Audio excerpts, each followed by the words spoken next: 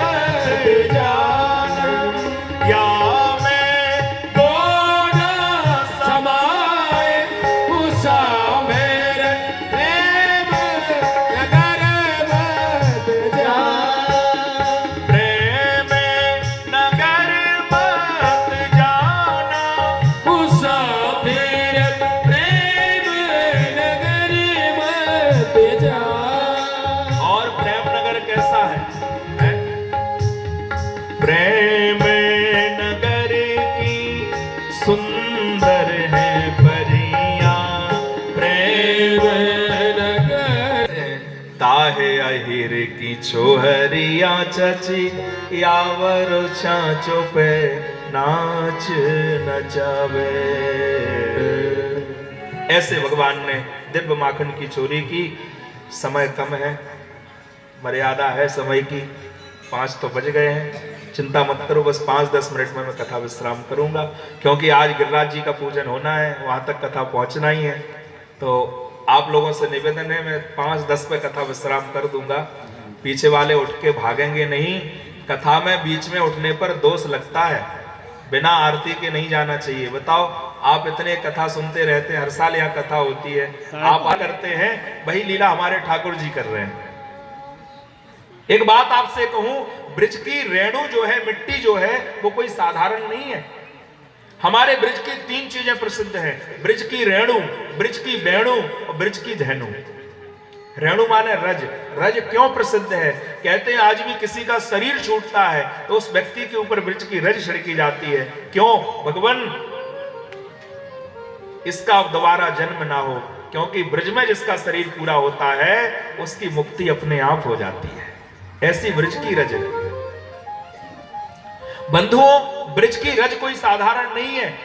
ये रज वो है, एक बार छिड़कने पर अपने आप मुक्ति हो जाती है। ब्रिज की वेणु, वेणु माने वंशी। भगवान ने जो वंशी ली, ये वंशी भी कोई साधारण नहीं है।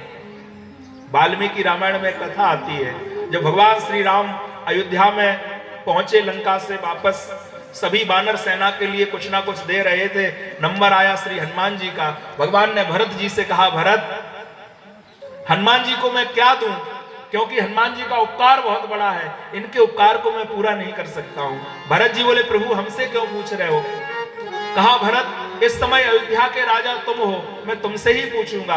भरत जी ने कहा, प्रभु अयोध्या का राजा मैं नहीं हूं, आपकी जो पादुकाएं हैं ये अयोध्या की राजा है। मैं जो भी काम करता हूं वो आपकी पादुकाओं से आज्ञा लेके करता हूं। भगवान के नेत्रों से अश्रु गिरने लगे। भरत, तुम जैसा महात्मा, तुम जैसा संत मैंने कोई देखा नहीं है।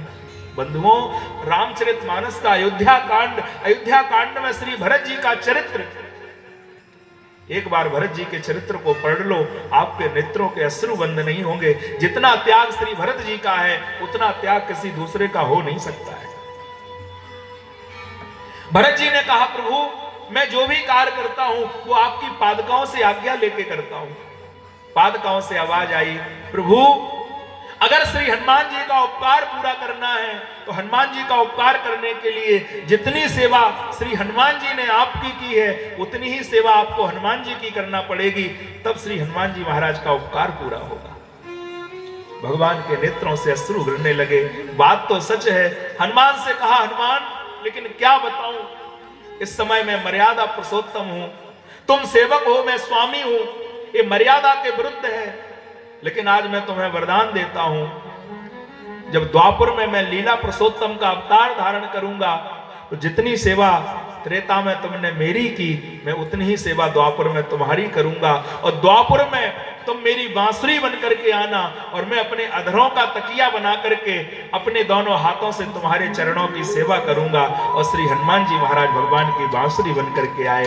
भगवान अपने अधरों का तकिया बना करके श्री हनुमान जी महाराज के चरणों की सेवा करते हैं। बंधुओं, ब्रिज की रेणु, ब्रिज की वेणु और ब्रिज की धैनु। धैनु माने गाय। कहते हैं मथुरा की बेटी गोकुल की गाय, करम फूटे तो अंत घर जाए। आज भी ब्रिज की जो गाय होती है उसको बाहर नहीं भेजते हैं। आज भी जो ब्रिज की बेटी होती है उसका बाहर विवाह नहीं करते हैं। भैया, ये उसका कितना बड़ा सौभाग्य है, ये उसका ब्रिज में जन्म हुआ। अगर ब्रिज में कोई एक पक्षी भी जन्म लेता है तो उसका बहुत बड़ा सौभाग्य है। ब्रिज में अगर कोई वृक्ष भी जन्म ले लेता है तो उसका बहुत बड़ा सौभाग्य है। ब्रिज में रहने वाले जीव जंतु, पक्षी, वृक्ष जो भी है, सबका बहुत बड़ा कोई पूर्व जन्म का सौभाग्य होता है जो ब्रिज में जन्म लेने को मिलता है। इस प्रकार से भगवान ने ब्रिज में आज ब्रिज की मृद भक्षण लीला को किया। गोकुल की अंतिम लीला जिसको कहते हैं ऊखल बंधन लीला। इसी तरह देते हुए सबको सुखी आनंद, 5 बरस के हो गए ब्रज वल्लभ ब्रज चंद्र, एकदा ग्रह दासीषु यशोदानंद नंद गेहिनी करमात्र नुक्ताशु निर्ममंथ स्वयं ददे यानि यानि गीतानि तद बाल चरतानि च दधि निर्ममंथने काले स्मरन्ति तान्य गायतो। थोड़ा ध्यान देना। एकदा ग्रह दासीसु यशोदा नंद गेहिनी। यशोदा मैया के यहाँ घर में 200 दासियां काम करती हैं। कितनी? 200। लेकिन यशोदा मैया सवेरे 4 बजे उठती है और 4 बजे उठ करके घर के काम खुद करती है। और विशेषकर जिन गायों का दूध ठाकुर जी को खिलाती है, माखन ठाकुर जी को खिलाती है, उन गायों की सेवा खुद अपने हाथों से करती है, दासियों से नहीं कराती है। ठाकुर जी की सेवा अपने हाथों से करती है। माताओं ध्यान देना, ये कथा आपकी कथा है। इस कथा को मैं क्यों कह रहा हूं?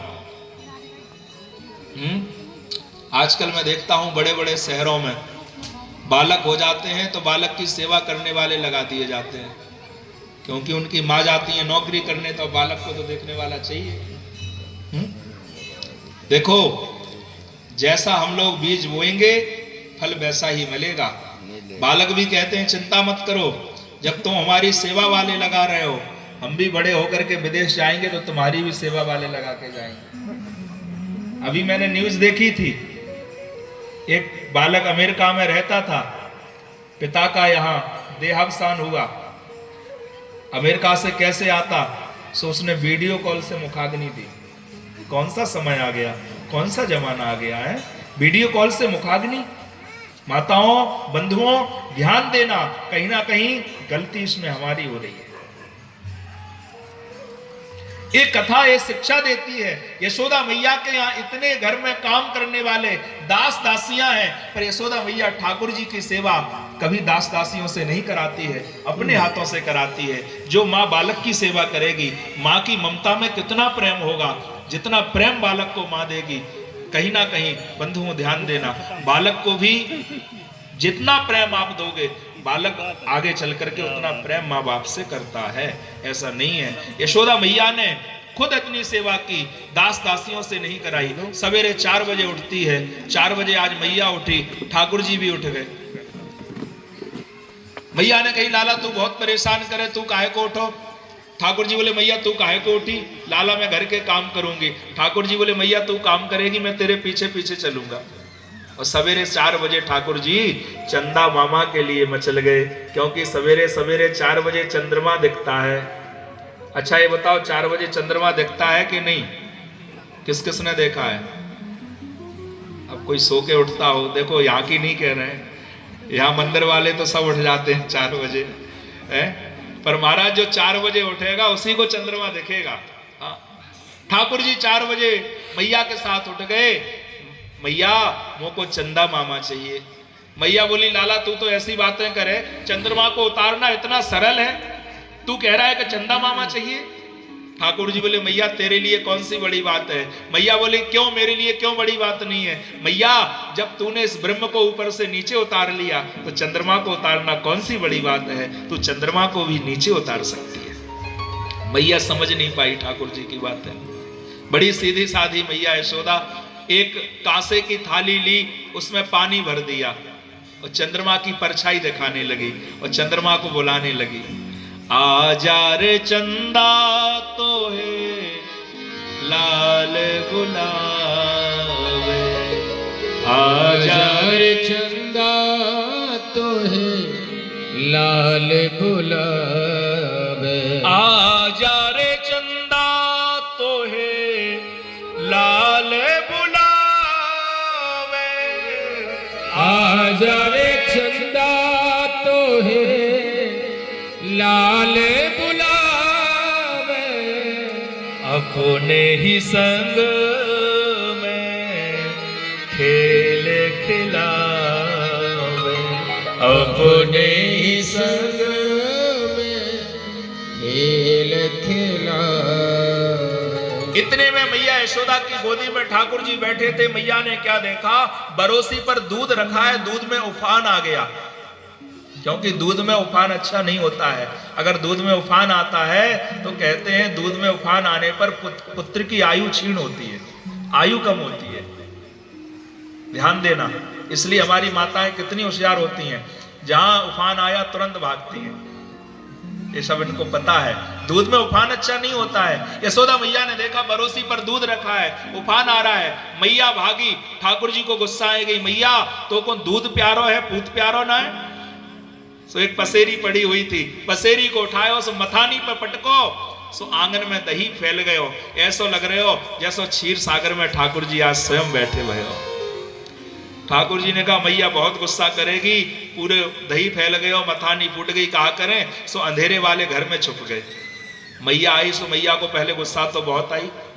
गुस्सा इसलिए नहीं आई कि दही फैला दी हो, गुस्सा इसलिए आई लाला तूने मेरे सास के जमाने की मटकी फोड़ दी है। मैया ने पूरे नंद भवन में देखा, लाला नहीं दिखे, छोटी पड़ गई। फिर रस्सी से रस्सी लेके आई, बांधी, 2 अंगुल छोटी पड़ गई। मैया बोली लाला तू ये कौन सी लीला कर रहा है? कितनी गायों की रस्सी ला करके बांध दी पर छोटी पड़ रही है। ठाकुर जी बोले मैया सच कहूं तू 9 लाख गायों की रस्सी से भी बांधेगी तो ना बंधूंगा। मैया बोली लाला तो किस रस्सी से बंधेगा? मैया जिस रस्सी से तू अपने बाल बांधती है, ये प्रेम रूपी रस्सी जो है, मैं तो उस छोटी सी रस्सी से बनता हूं मैया, मैं माया मोह रूपी रस्सी से नहीं बनता हूं। मैया तू अपने बालों की रस्सी से